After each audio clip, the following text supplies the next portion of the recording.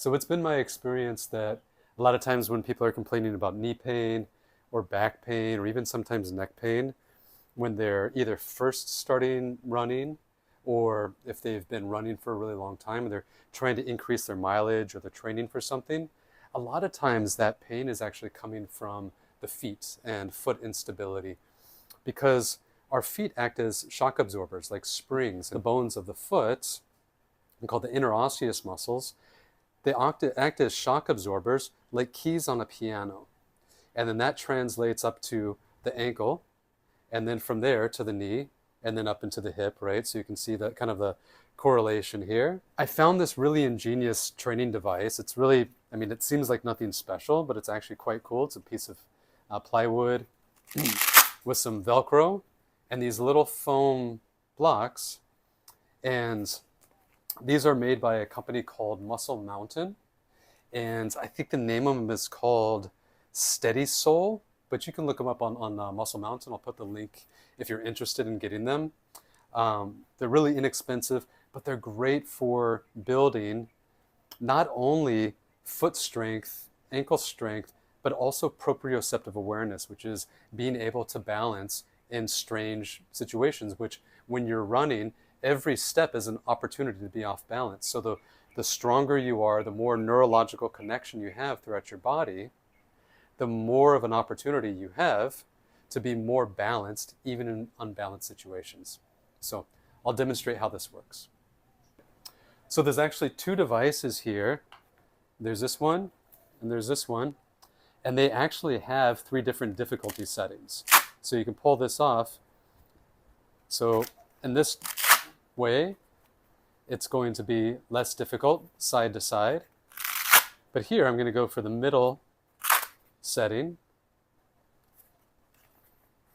Just simply set it down.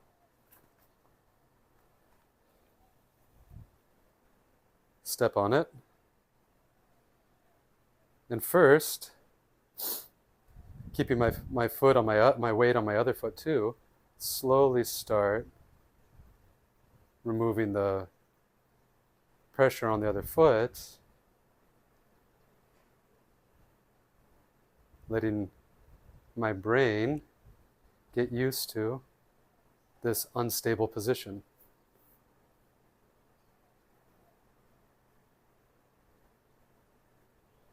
And the goal isn't to try to stay as perfectly stable as possible, but to let yourself get unstable. If anybody's done a slack line, this is very similar to slack lining. We just kind of let the line do what it's going to do. You just kind of let the block do whatever it's going to do. And then from here, you can start working on different maneuvers to test your stability. And then, of course, if you want to make this more difficult, you would make all the blocks so they teeter back and forth like this. And if you want to decrease the difficulty, you simply put them here so they're actually more stable.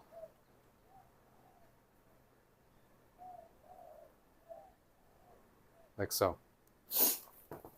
Now this one's also ingenious.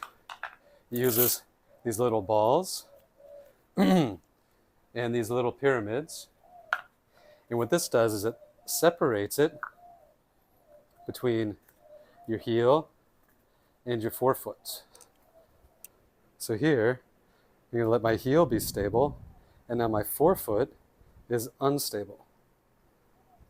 So this is this is exercising my awareness and the proprioceptive ability and strength of these muscles here, not just in the ankle, but now in the forefoot.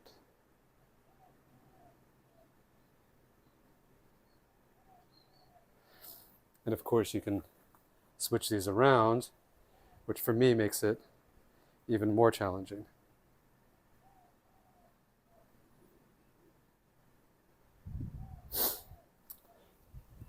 So there's a lot of different ways to exercise the muscles of your feet and your ankles. And actually, believe it or not, I feel quite a bit of a workout, even just doing that little bit on my left foot compared to my right. But these things are great. They're super easy, they're inexpensive. So I don't have any financial incentive. This is just one of my friend's companies, and I think it's a really cool product. So just go to Muscle Mountain if it's something that you're interested in and check them out. I'll put the link in the description. All right, thank you for watching.